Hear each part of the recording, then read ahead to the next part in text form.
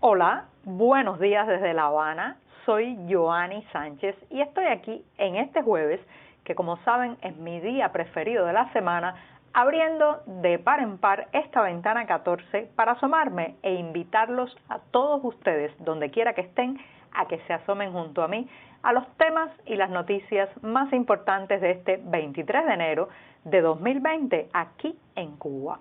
Hoy comenzaré comentando un tema que nos afecta a todos, las prohibiciones absurdas, cuando el no se puede abunda por todos lados.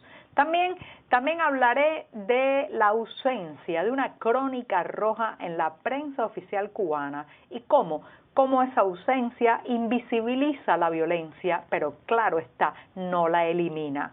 Y mientras tanto, las autoridades están apostando por el turismo nacional para compensar la caída de visitantes extranjeros. Y ya les contaré algunos detalles. Y por último, subirá la temperatura, pero todavía hay que estar atentos a los más vulnerables.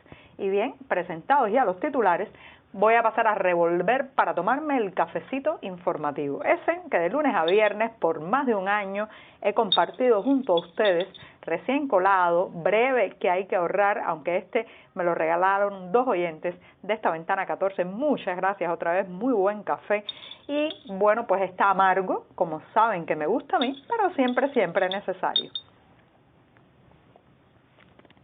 Después de este primer sorbito del día que me da muchísimas energías para seguir, les recuerdo que pueden ampliar muchas de estas noticias en las páginas del diario digital 14 y medio que un grupo de reporteros, editores y periodistas hacemos desde dentro de Cuba.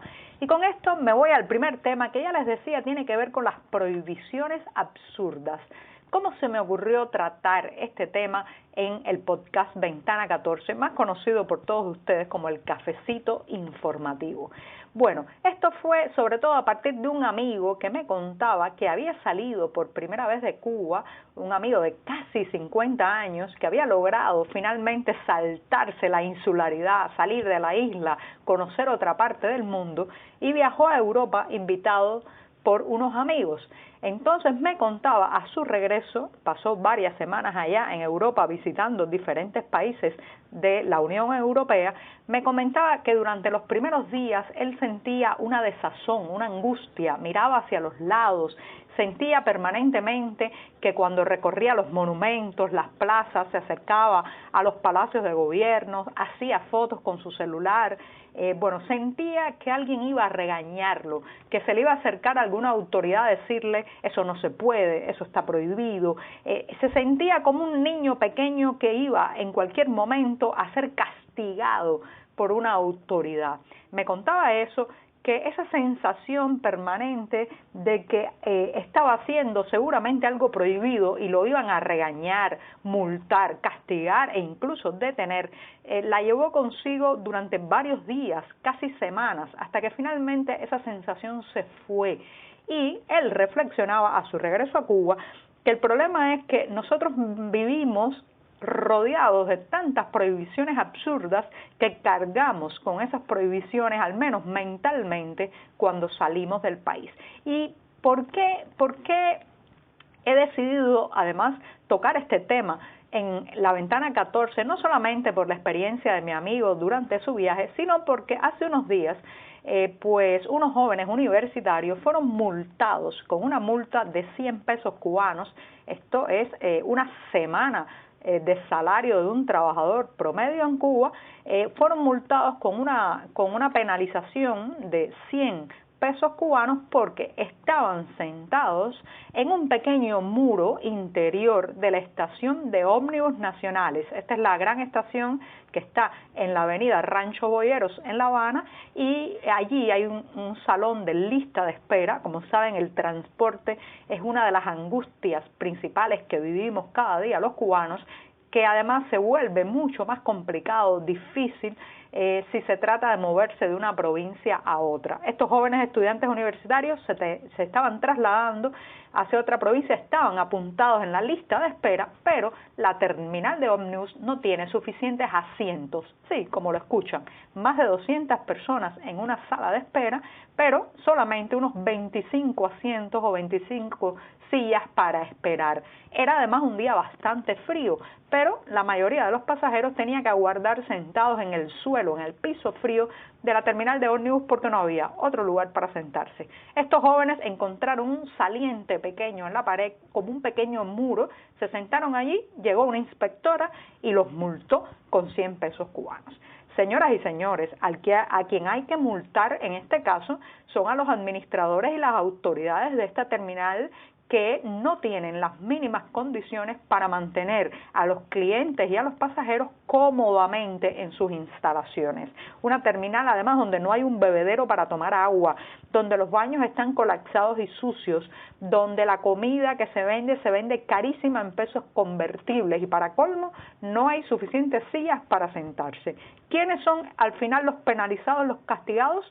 Los ciudadanos, los clientes, los pasajeros. El Estado nunca tiene la culpa ni nunca recibe una responsabilidad. Así que ya sabe, si usted tiene la intención de viajar, hacer la lista de espera, estar en alguna terminal, esto es general para todo el país, esto pasa en las terminales de trenes, en las terminales de ómnibus, esto pasa también en los sitios de trámites públicos donde la gente espera por horas, está fácilmente el inspector intentando penalizar. Así que mi amigo cuando viajó al extranjero tenía razón en esa desazón, esa sensación de que iba a ser castigado en cualquier momento, porque eso lo llevaba consigo. Así que si usted va a estar en la terminal de ómnibus, cuidado, no se siente en un muro, no se siente en el suelo, y se recueste a la pared porque lo pueden multar. Parece que es obligatorio estar parado mientras se espera. Y bien, con esto me voy al segundo tema, pero me voy a dar un sorbito de café,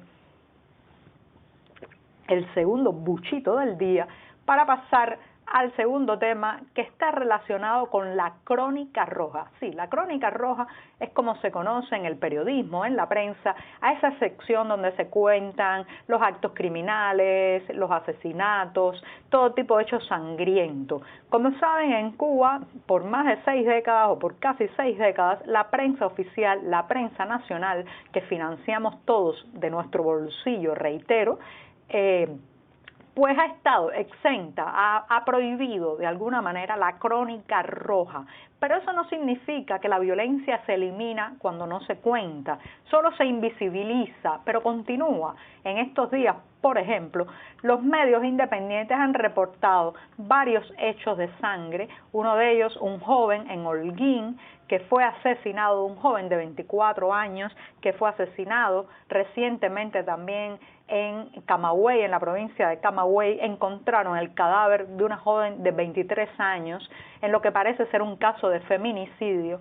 Y todo esto nos vamos enterando por la prensa independiente, por las redes sociales, porque la prensa oficial nacional, la que se imprime, la que se transmite por los canales nacionales de la televisión, pues no dice nada de este tipo de hechos sangrientos. Lo que trae como consecuencia no solamente es una invisibilización de la violencia, sino que el ciudadano está desprotegido, está desinformado y no sabe lo que está ocurriendo ni los verdaderos peligros que hay en la calle. Tampoco lo sabe el extranjero que viene de turismo y que piensa que la isla está exenta o libre de este tipo de flagelos sociales de la violencia, y lo cierto es que no es así, para nada.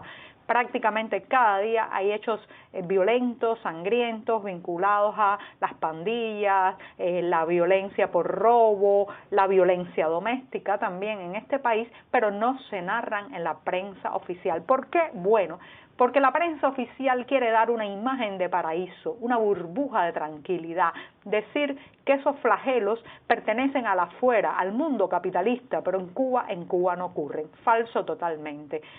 Afortunadamente nos estamos enterando de todas estas noticias gracias a la prensa independiente, donde sí hay crónica roja. Una crónica roja necesaria, porque no significa que porque se cuente habrá más violencia, sino porque cuando se cuenta sabremos que hay violencia. Y bien, con esto me voy ya al tercer tema, que está relacionado un poco porque tiene que ver con el turismo. Como saben, el turismo internacional se cayó a lo largo de 2019 por varias razones. Las nuevas restricciones impuestas por Estados Unidos, especialmente a la llegada de cruceros a Cuba, en la llegada de cruceros, de barcos cruceros a Cuba, pero también por una serie de problemas que está arrastrando el turismo cubano, que no logra ser lo suficientemente competitivo en relación con otros países de la zona. Lo cierto es que se perdieron casi 500.000 de turistas el año pasado en relación con el anterior, y ahora las autoridades quieren revertir eso, apuntalando con visitantes chinos, rusos y con los visitantes nacionales. El turismo nacional, los mismos que hace un poco más de 12 años estaban prohibidos de entrar a los hoteles, ahora las autoridades ven al turismo nacional como el salvador que va a venir a evitar que la industria sin chimenea siga cayendo. Ahora, ¿cómo se sostiene este turismo nacional? Básicamente con el dinero que envían los exiliados. También es un turismo que está compuesto fundamentalmente por pequeños emprendedores y empresarios. También se sostiene con el dinero del mercado informal y de los negocios informales. Y todo eso apuntala, ayuda a que los cubanos puedan conocer, algunos cubanos, no todo el mundo puede permitirse algo así, pero sí algunos cubanos puedan conocer esas zonas turísticas que hasta hace muy poco nos estaban vedadas y prácticamente prohibidas. Así que ya saben, las autoridades de turismo, reitero, están apostando por el cliente nacional como el salvavidas de una industria que hace aguas por todos lados. Y me voy rápidamente recordándoles, parece que hemos salido del peor momento del frío, del frente frío en Cuba. A partir de hoy irán subiendo las temperaturas, pero cuidado, manténgase al tanto de las personas más vulnerables, los ancianos que viven solos, los niños pequeños, las personas con discapacidad. Hay que estar muy atentos porque con estas temperaturas, sin casas que cierran herméticamente, sin cobijas, sin abrigos y muchas veces sin la alimentación necesaria, estas personas están en una extrema fragilidad ahora mismo. Con esto me despido hasta mañana.